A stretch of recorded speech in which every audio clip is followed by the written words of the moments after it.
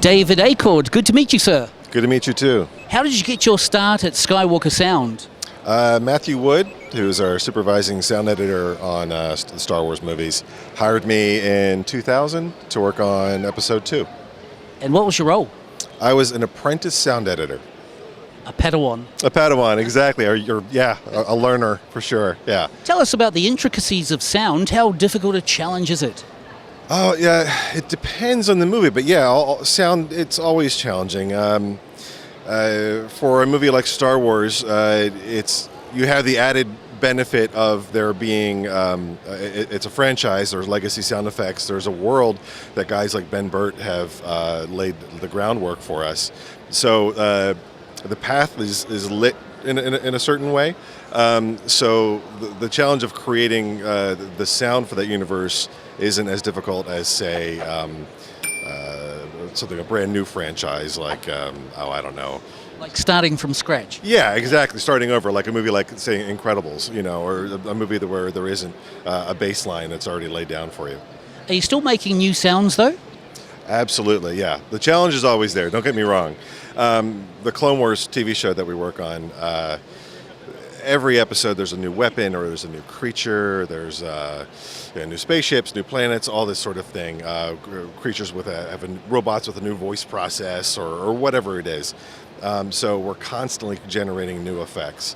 And we try and keep it in the same world as the movie's sound effects, that same tone. So that's the challenge, I guess, for the show in that respect. Speaking of droid sounds, this is David's voice here playing GH7, the medical droid bringing bad news. Medically, she's completely healthy. For reasons we can't explain, we are losing her. Other droids he's given voice to are XED, the infiltrator droid, EVA-4D, GA-97 from The Force Awakens, the fabulous C-21 High Singer, and the small servant droid. So many characters proving David is the Star Wars Servant of Sound. Stay with us till the end when we reveal that this sound designer is also the voice of maybe the world's favourite character. And if you ever need the Australian voice, I make some pretty crazy noises myself, so I'm available. Okay, can we hear some of those? On a different program.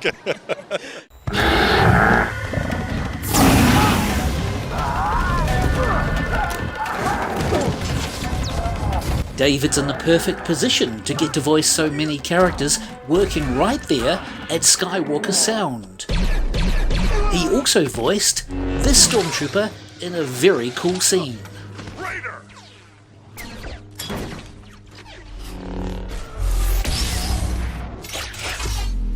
Where do you go looking for new sound? You can find new sound effects anywhere.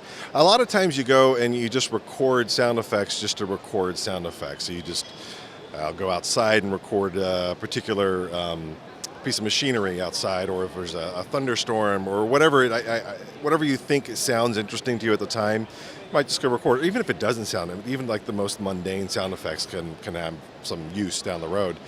And a lot of times you kind of figure out the use for those sound effects later. Like, oh, I think I've got a thing in my library that I did, 5 years ago. That might work for this. And then sometimes you do record specific things for specific, elements in the show. But it's almost more fun to sort of, it's a lot of the design challenge is to create something out of something else entirely. The classic example is a burning fire made with tinfoil. That's sort of the classic design example. Yeah. He also gave voice to the Guavian Death Gang, the Jawa Elder, Pilf Mukmuk, Hondo's Kawakian Monkey Lizard, Poon Zignat, a Mandalorian police officer,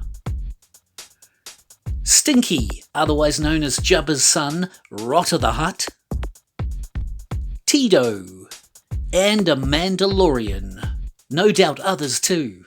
And now there are toys of your character, so how does that feel?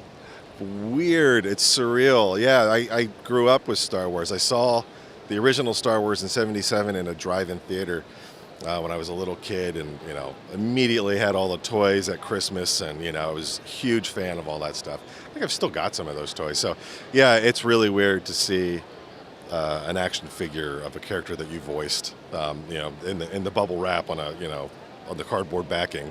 It's even weirder when somebody wants you to sign your name on it. Yeah, for sure. And are you ready for David Acorn's most famous character? That's right, he's the voice of the child.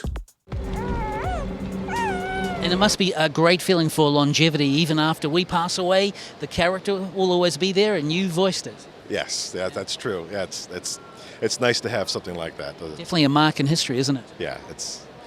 Yeah, the movies themselves are such part of pop culture.